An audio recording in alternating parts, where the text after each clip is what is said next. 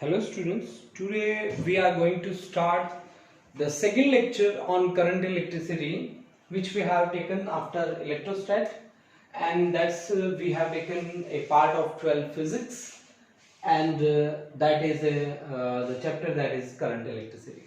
Current electricity में मैंने जो फर्स्ट जो लेक्चर दिया था उसमें बेसिकली मैंने जो बात करी थी वो करंट के बारे में बात करी थी स्टूडेंट्स।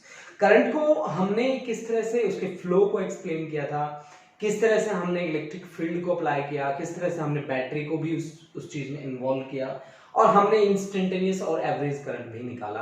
आज हमारे पास जो आर्टिकल है वो है करंट डेंसिटी। आज मेरे पास जो पॉइंट रहेंगे वो करंट डेंसिटी रहेगा, इसका फॉर्मूला क्या रहेगा हमारे पास, और इसके न्यूमेरिकल। सबसे पहले जो बात है वो ये है कि करंट डेंसिटी वर्ड की जरूरत क्या पड़ेगी। अगर मैं एक सिंपल लैंग्वेज में बात करूं तो करंट डेंसिटी को हम J से डिनोट करते हैं। This is denoted by J and which is the ratio of current to the area, I by A। This is nothing but equivalent to current density. अब मैंने एक कंडक्टर लिया और मैंने कंडक्टर लेके मुझे जरूरत क्या महसूस हुई करंट डेंसिटी की। सबसे बड़ी बात ये आती है कि आप कोई भी आर्टिकल लेके चलते हो, आप कोई भी कॉन्सेप्ट लेके चलते हो, सबसे बड़ी बात उसमें क्या होती है कि उस आर्टिकल की जरूरत क्यों है। आप मुझे एक बात बताइए, मान लीजिए हमने इसी कंडक्टर में से यहां पे 10 एम्पियर करंट दे दिया, यहां इस क्रॉस सेक्शन पे, यहां इस क्रॉस सेक्शन पे भी 10 एम्पियर करंट दे दिया। क्या हर एक क्रॉस सेक्शन से 10 एम्पियर करंट ही निकलेगा? क्या हर क्रॉस सेक्शन से 10 एम्पियर करंट का फ्लो होगा? नहीं जी, नहीं होगा। तो एक गिवन क्रॉस सेक्शन के लिए कितने करंट का फ्लो होता है, that will constitute the concept of current density. ठीक है, यहां पे मैंने जहां ये पॉइंट P लिया, ये क्रॉस सेक्शनल एरिया उसका डेल्टा A लिया है जिसमें करंट डेल्टा I पास करता है। ठीक है, तो यहां पे current density at any point is considered to be the current to area perpendicular to the current density. ये मेरे पास एक एरिया एलिमेंट है, इसमें से करंट इस तरह से बाहर निकल रहा है, मतलब इस एरिया के परपेंडिकुलर। अगर बात करूं मैं इस एरिया के नॉर्मल की, तो इस एरिया का नॉर्मल और करंट दोनों की सेम डायरेक्शन है, परपेंडिकुलर है इस सरफेस के। ठीक है, मैंने यही बात की है कि मेरे पास इस तरह का कोई क्रॉस सेक्शन है और उस क्रॉस सेक्शन में से इस तरह से करंट बाहर निकल रहा है, उस क्रॉस सेक्शन का एरिया जो मैंने लिया है that area is delta I। Okay, now if delta I is the current which is passing through delta A cross section, then average current density.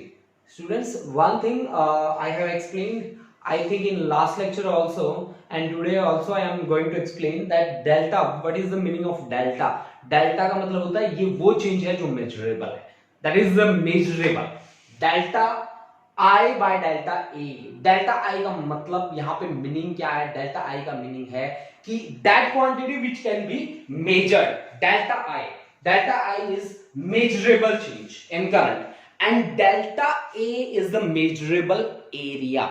So I explain J is equal to delta I upon delta A, यानी कि यहाँ पे हम दोनों चीजों को क्या कर सकते हैं? मेजर कर सकते हैं। ओके गाइस, अब देखो, अगर ये डेल्टा A इतना स्मॉल है कि जीरो को अप्रोच करता है, जैसा मैंने करंट में एक्सप्लेन किया था, वही की वही बातें सेम आपको यहां पे लेके चलनी है कि J is equal to limit delta A approaches to zero delta I by delta A।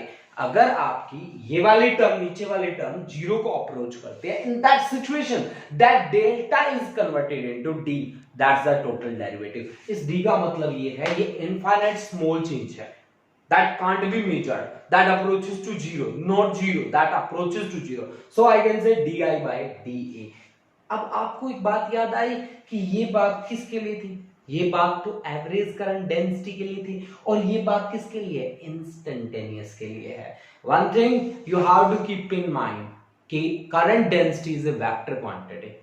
सबसे बड़ी बात आती है कि वेक्टर क्वांटिटी है। अब इसकी डायरेक्शन क्या है स्टूडेंट्स? सबसे अच्छी बात मैं पूछना चाहता हूं कि इसकी डायरेक्शन क्या है? Direction of current is the direction of current density. जो डायरेक्शन करंट की है वही डायरेक्शन करंट डेंसिटी की है। Current density is a vector quantity guys.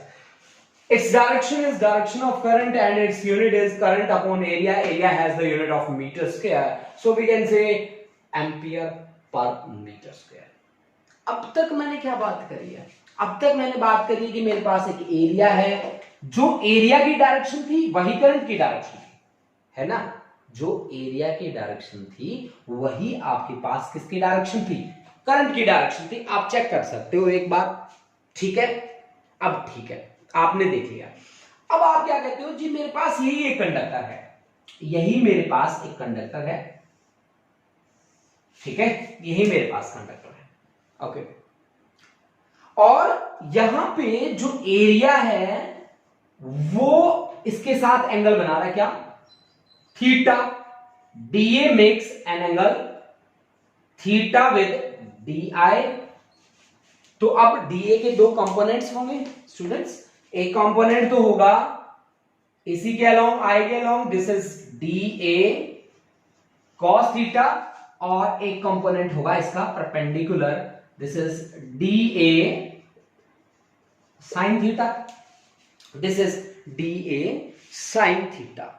अब परपेंडिकुलर कौन सा है और उसकी डायरेक्शन में कौन सा है? पहला जो डायरेक्शन में था उसी के बेसिस पे हमने काम किया। देखो यहां पे डायरेक्शन में था, उसी के बेसिस पे काम किया।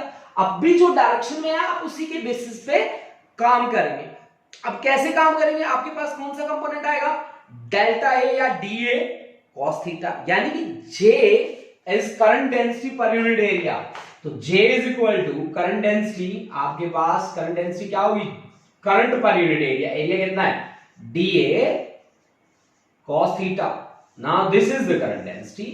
J is di divided by dA cos of theta. dA cos of theta. ये आपके पास क्या है स्टूडेंट्स? Current density. अगर यहां पे ऑब्लिक है या एंगल थीटा बनाता है एरिया एलिमेंट करंट के डायरेक्शन के साथ, तो उस सिचुएशन में जो वैल्यू आप लेंगे वो लेंगे dA cos of थीटा। अब देखो यहां से अगर मैं इसको थोड़ा सा और एक्सप्लेन करता हूं तो फिर मेरे पास d I is equal to J D A cos theta. Students आपको याद होगा कि area is a vector quantity, और अगर मेरे पास कोई भी दो वेक्टर्स दे रखे हैं, मान लो आप पी और क्यू वेक्टर दे रखे हैं, एक वेक्टर है मेरे पास पी वेक्टर, दूसरा है मेरे पास क्यू वेक्टर, दोनों के बीच एंगल है थीटा। तो आपको पता है कि पी वेक्टर का डॉट प्रोडक्ट क्यू वेक्टर के साथ क्या होता है? P Q cos of angle between these two vectors होता है कि नहीं होता? ठीक है, मैं ये बात क्यों कर रहा हूं? क्योंकि मेरे को J D A cos of theta मेरे को नजर आ रहा है, J D A cos of theta. ठीक है, तो यहां से मेरे पास क्या आएगा? D I is equal to J dot product with area. अगर मैं करंट निकालना चाहूं तो मैं इंटीग्रेट कर दूंगा इस पार्ट को J डॉट डीए को, तो फिर मेरे पास क्या आ जाएगा? करंट आ जाएगा। अब देखिए स्टूडेंट्स, ये बातें जो मैंने करी हैं, चाहे करंट के बारे में करी हो, चाहे करंट डेंसिटी के बारे में करी हो, बहुत ही इजी बातें हैं। क्या इनका न्यूमेरिकली कहीं यूज होता है? क्या आईआईटी पीएमटी में इस तरह के क्वेश्चंस पूछे जाते हैं? आईआईटी जेईई या नीट में क्या क्वेश्चंस आते हैं इस तरह के? अगर आते हैं तो मेरे पास 2-3 एग्जांपल्स हैं जिनकी हेल्प से हम इनको कवर करेंगे। चलो आज हम वो एग्जांपल्स देखते हैं कि क्या क्या एग्जांपल्स हैं जिनकी हेल्प से हम इसको थोड़ा एक्सटेंड कर सकते हैं इस टॉपिक को। अब नेक्स्ट हम एक न्यूमेरिकल लेके आया हूं मैं आप लोगों के लिए। मेरे पास इस तरह का एक सिलेंड्रिकल स्ट्रक्चर है, इस तरह का, ये बोतल जो मैंने आपको दिखाई, ठीक है, इस तरह की एक बोतल है, ठीक है। अब ये कैसी बोतल है? ये होलो है, तो इसका इनर जो रेडियस है वो है स्मॉल आर, और आउटर रेडियस जो दे रखा है वो आपको दे रखा है कैपिटल आर। इसके लिए जो करंट डेंसिटी की वैल्यू जो आपको गिवन है वो है J is equal to J nought, जो एवरेज करंट डेंसिटी है मेरे पास, 1 minus small are square by capital R square. Small are square is the inner radius and capital R is the outer radius, and dr be the thickness. यहां से अंदर से हमने क्या मान ली? इसकी एक थिकनेस मान ली, dr के इक्वल हमने थिकनेस कंसीडर किया है। तो हमें निकालना है क्या? एवरेज करंट हमें निकालना है। देखिए हम किस तरह से काम करेंगे। देखिए हमने अब तक करंट डेंसिटी वाला कॉन्सेप्ट किया है थोड़ी देर पहले।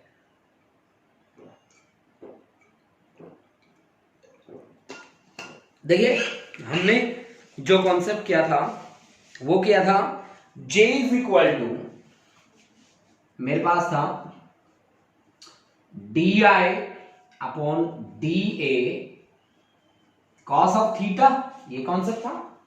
करंट ही चाहिए मेरे को, करंट चाहिए, तो फिर D I is equal to J D A cos theta, J D A cos of theta. अब जे की वैल्यू मेरे पास है, तो वो वैल्यू जो है वो है J naught 1 minus small are square upon capital R square और into d A cos theta. This is d A cos of theta. यानी कि यहां से मेरे पास ये जो आर्टिकल था, ये आर्टिकल बन जाता है जी जे वेक्टर का डॉट प्रोडक्ट एरिया के साथ। ठीक है जी।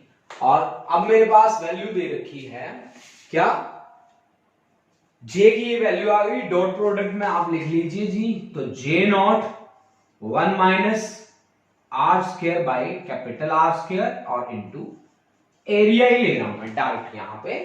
ठीक है, जे डॉट प्रोडक्ट के अंदर एरिया। अब एरिया आप देखो, यहां से आप एरिया निकाल लो। एरिया कितना है, आर उसका रेडियस है, तो एरिया हो गया जी 2 pi r circumference multiplied by its thickness. Thickness देखिए, मुझे एवरेज करंट निकालना है, मेरे को करंट डेंसिटी दे रखी है, तो मैं किस तरह से फाइंड कर सकता हूं एक सिलेंड्रिकल सेल के लिए। एक सिलेंड्रिकल सेल जिसका इस तरह का स्ट्रक्चर है, यहां पे करंट ने एंट्री मारी है और यहां से एग्जिट कर रहा है, तो इसका जो क्रॉस सेक्शन है वो कुछ इस तरह का है कि आउटर रेडियस उसका दे रखा है, इनर रेडियस उसका दे रखा है, और मैंने कंसीडर कर लिया ये एक आर जिसका रेडियस है, डी आर जिसकी थिकनेस है। ठीक है स्टूडेंट्स, अब देखो दोबारा से काम करते हैं। डीए, डीए देखो कॉस ऑफ थीटा, तो थीटा तो यहां पे जीरो ही रहेगा। ठीक है, तो जीरो रहेगा तो ठीक है, फिर मैंने डीए लिख दिया डायरेक्ट। अब डीए इसका एरिया क्या हो सकता है, लेंथ मल्टीप्लाइड बाय ब्रेथ, इसकी thickness, length multiplied by its thickness. Okay, ठीक है, तो 2 पाई आर और डी आर यहां पे रख दीजिए जी, तो J naught 1 minus small are square by capital R square into 2 pi r D R. ठीक है, मल्टीप्लाई कर दो दोनों से, J naught into 2 pi r D r minus J naught into 2 pi r की cube divide by R square और into D R. ठीक है, अब इंटीग्रेट कर दीजिए बोथ साइड, इंटीग्रेट कर दीजिए बोथ साइड, फिर देखते हैं हमारे पास क्या आता है वैल्यू, चेक कर लेते हैं। चलो ठीक है, तो फिर I is equal to integration. अब देखो, अगर आप यहां से चलते हो तो आपके आर की वैल्यू कितनी है, 0, और बाहर तक चले जाते हो तो आर की वैल्यू किसके बराबर हो जाती है, कैपिटल आर के बराबर हो जाती है। तो 0 से लेकर आर तक J naught into 2 pi small r और d r minus integration 0 to r J naught 2 pi r की क्यूब अपॉन कैपिटल आर की क्यूब इंटू डी आर। ये इंटीग्रेशन किसके विद रिस्पेक्ट है, जिसके विद रिस्पेक्ट है आप केवल उसी टर्म को अंदर रखें, बाकी सारे टर्म बाहर। किसके विद रिस्पेक्ट है, छोटे वाले आर के विद रिस्पेक्ट, स्मॉल आर वाली टर्म अंदर रखें, बाकी टर्म बाहर। तो I इज इक्वल टू मेरे पास जे नोट बाहर आ जाएगा, 2 पाई बाहर आ जाएगा, अंदर बचेगा 0 से लेकर कैपिटल आर और आर डी आर माइनस दूसरी टर्म में J naught 2 pi by capital R की क्यूब, अंदर रहेगा जी 0 से लेकर कैपिटल आर स्मॉल आर की क्यूब और डी आर। अब देखिए जी, इसको मैं रब कर रहा हूं स्टूडेंट्स बाकी टर्म्स को, तो आप स्क्रीनशॉट ले लीजिए ताकि आपको कोई प्रॉब्लम ना हो। Take a screenshot, after that I will proceed this article. Okay, अब देखिए उसके बाद हमारे पास कैसे हम इसे सॉल्व करके चलेंगे। अब देखो यहां से I is equal to 2 pi J nought R D R का आर स्क्वायर बाय 2, इंटीग्रेशन में पावर एक ऐड हो जाती है 0 से लेकर कैपिटल आर। स्टूडेंट्स इसके लिए आपको ध्यान रखना है x की n dx इंटीग्रेशन, जिसका फॉर्मूला होता है पावर एक इंक्रीज हो जाती है, जितनी इंक्रीज हुई है वो नीचे चली जाती है, ठीक है, ऐसा होगा। तो यहां पे r था एक सिंगल जिसकी पावर थी 1, तो पावर होगी इसकी 2 divide by 2 minus of J naught 2 pi by capital R की क्यूब, R की 3 का कितना हो जाएगा, R की 4 डिवाइड बाय 4 0 से लेकर कैपिटल R तक। अब लिमिट पुट करने का तरीका होता है upper limit minus lower limit. 2 pi J not, इस 2 को बाहर ले आओ, इस R की जगह एक बार कैपिटल R रखो, एक बार रखो जी 0, minus J naught 2 pi by R की क्यूब इंटू 4 भी बाहर ले लो जी, R की 4 कैपिटल R की 4 माइनस 0, ठीक है।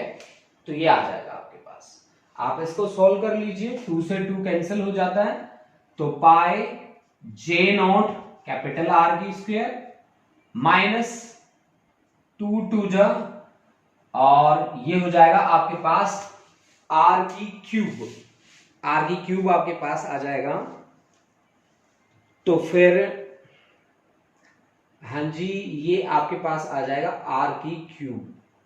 तो आप इसको सॉल्व कर लीजिए, जे नॉट इंटू पाई अपॉन 2 रह जाएगा, केवल यहां पे R बाकी बचेगा, ठीक है, केवल यहां पे R बाकी बचेगा आपके पास।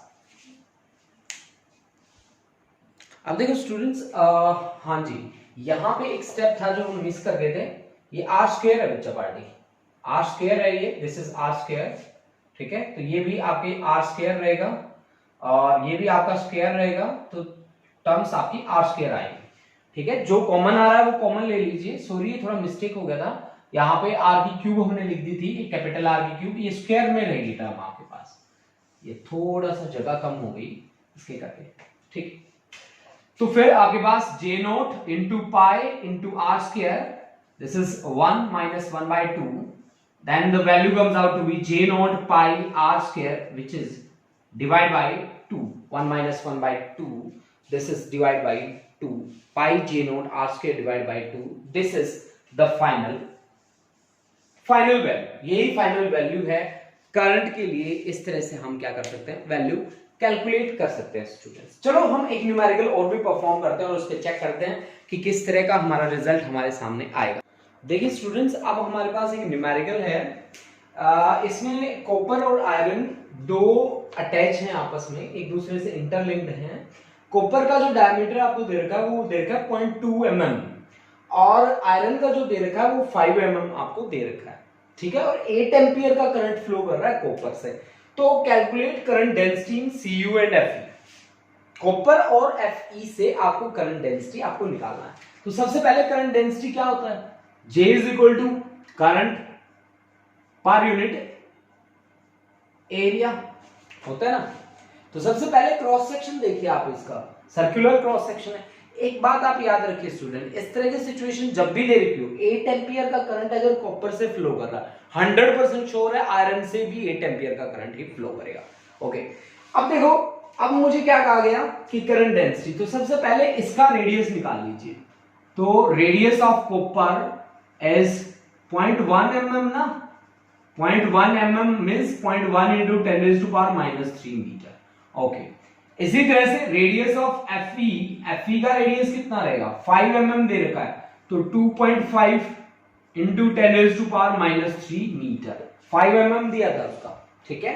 तो अब आप मेरी बात सुनिए कि करंट डेंसिटी फॉर कॉपर, तो एरिया डेल्टा आई कितना है 8, एरिया है पाई आर सी यू का स्क्वायर, तो 8 अपॉन 3.14 और रेडियस कितना है कॉपर के लिए 0.1 into 10 raise to power minus 3 का whole square. Okay, similarly current density for Fe that comes out to be 8 divide by pi R of Fe का square, तो 8 पाई का वैल्यू है 3.14 और Fe 2.5 into 10 raised to power minus 3 का whole square. This is the way we can calculate the current density for Cu and Fe respectively. Okay students, After that we will start the another article. That article is drift velocity.